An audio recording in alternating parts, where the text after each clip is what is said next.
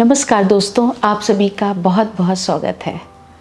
दोस्तों, जब कभी कैंसर की बात आती है तो एक दिल में डर सा बैठ जाता है और ऐसा लगता है कि अगर कैंसर हो गया है तो अब हम इससे बच नहीं सकते। कारण भी है क्योंकि ये जो कार्सिनोजेनिक वायरस है, जब ये शरीर में प्रवेश कर जाता है तो पता ही नहीं चलता कि कैसे एक ऑर्गन दूसरे ऑर्गन और न जाने कितने ऑर्गन्स को ये डैमेज कर देता है और हमको लगता है कि हम इससे बिल्कुल नहीं बच सकते, पर ऐसा नहीं है। दोस्तों, अगर हम कैंसर को समझ लें और इसके विषय में जान लें और स्टार्टिंग में ही हम इसको पहले चरण में ही जब कैंसर होता है तो इसका सही ट्रीटमेंट करवा लें तो हम इससे आराम से बच सकते हैं। अगर दोस्तों हम आंकड़ों की बात करें, स्टैटिस्टिक्स की बात करें, कैंसर से रिलेटेड ये 6 महीने में बदल रहे हैं, पर अगर अप्रॉक्सीमेट हम जानना चाहें तो इंडिया में तकरीबन 1.1 मिलियन लोग एनुअली कैंसर के बढ़ रहे हैं। जो सर्विक्स कैंसर लेडीज़ में होता है उसके बारे में मैं आपको बता दूं कि हर 8वें मिनट पर महिला की डेथ हो रही है, हर एक महिला की डेथ हो रही है।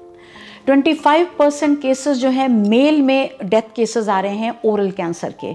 इसी तरीके से 25% ब्रेस्ट कैंसर से डेथ हो रही है महिलाओं में। दोस्तों, ये तो बहुत सारे आंकड़े हैं और अनलिमिटेड हैं और अगर हम इन आंकड़ों की बात करें तो वाकई में डर लगने लगता है। तो क्या ये बात सही है कि अगर कैंसर हो गया तो हम बच नहीं सकते? ऐसा बिल्कुल भी नहीं है दोस्तों। ज़रूरत है जागरूकता फैलाने की, ज़रूरत है कि कैंसर को समझने की, अगर इससे हमें बचना है। यही कारण है कि अब हिंदुस्तान में 7 नवंबर को कि नेशनल कैंसर अवेयरनेस डे के रूप में मनाया जाने लगा है। आपको पता ही होगा कि 4 फरवरी को वर्ल्ड कैंसर डे के रूप में मनाते हैं, लेकिन इंडिया में 2014 से हम नेशनल कैंसर अवेयरनेस डे को भी मनाने लगे हैं।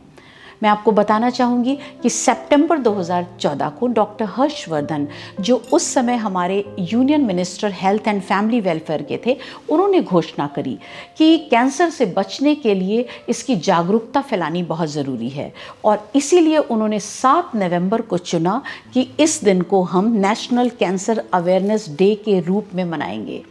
पर दोस्तों, एक ख्याल आपके मन में आ रहा होगा कि वाई 7 नवंबर?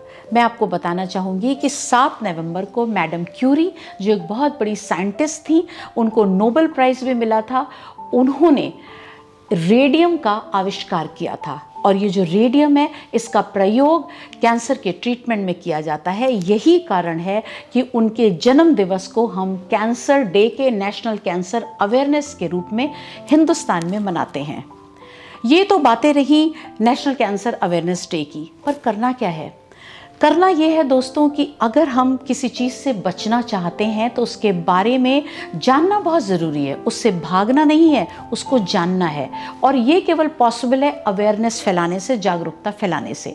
हमको मालूम होना चाहिए कि हमें कब और किस तरीके से चेकअप करवाने हैं, हमारे सिम्टम्स क्या क्या हैं, तो हमें कैंसर हो सकता है, इसका ट्रीटमेंट क्या है, हिंदुस्तान में कहाँ कहाँ अस्पताल हैं, कौन कौन से डॉक्टर हैं, हमें कब पहुँचना चाहिए। इस तरीके की तमाम जानकारियाँ लगातार आगे बढ़ती जानी चाहिए, लोगों तक फैलनी चाहिए। यही इसका मकसद है।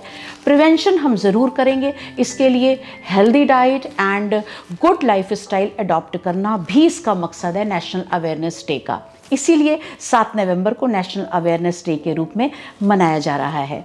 सरकार ने कोशिश करी है कि अगर आप 7 नवंबर के पहले अपने पास के सरकारी अस्पताल, डिस्पेंसरी, सीजीएचएस में रिपोर्ट करवा दें, अपना रजिस्ट्रेशन करवा दें, तो शायद उस दिन आप जाएंगे तो आपको बहुत ही जल्दी आपको नंबर मिल सकता है और मुफ्त में या बहुत ही नॉमिनल रेट में आपके चेकअप, ज़रूरी चेकअप किए जा सकते हैं। ज़रूरी है कि आप अपने डॉक्टर्स से, आपके जो फिजिशियन हैं, जो आप जिनसे सलाह लेते हैं, उनकी एडवाइस लें और उनसे मालूम करें कि आपको कौन से चेकअप किस अवस्था में करवाए जाने चाहिए। जैसे ब्रेस्ट कैंसर के बारे में कहा जाता है कि उसका एक ड्यूरेशन है कि बहुत ज़्यादा भी हमें रेडिएशन के उसमें नहीं आना चाहिए, लेकिन कुछ चेकअप कुछ साल के अंतराल पे होने ज़रूरी हैं जो गायनेकोलॉजिस्ट आपको सही सलाह दे सकते हैं। इसी तरीके से कुछ जनरल रूटीन चेकअप होते हैं कि जिससे हम कैंसर से बच सकते हैं। तो इस तरीके की जानकारी को जानना, जानकारी को देना, जानकारी को आगे फैलाना इस नेशनल कैंसर अवेयरनेस डे का मकसद है। आप इस अवेयरनेस का, इस प्रोग्राम का हिस्सा बने, इस जानकारी को ज़्यादा से ज़्यादा लोगों तक फैलाएं, जिससे लोगों का इससे फ़ायदा हो। जो लोग नहीं समझते हैं, जिनको नहीं पता है, वो भी इस कैंसर जैसी भयानक बीमारी से बच सकें। इस कैंसर को अगर पहले चरण में पकड़ लिया जाए, इसकी सही टाइम पे डायग्नोसिस हो जाए और सही ट्रीटमेंट मिल जाए तो 100% क्योर पॉसिबल है। फिर मिलेंगे आपसे बहुत जल्दी किसी और विषय पर, यूं ही चलते चलते।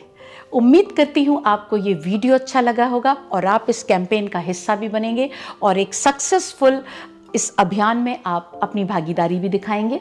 अगर आपको ये वीडियो मेरा अच्छा लगा है तो इसको ज़रूर शेयर करिए। अगर थोड़ा कम भी अच्छा लगा है फिर भी शेयर कर डालिए, क्योंकि इसमें एक मैसेज है जो लोगों तक पहुंचना बहुत ज़रूरी है।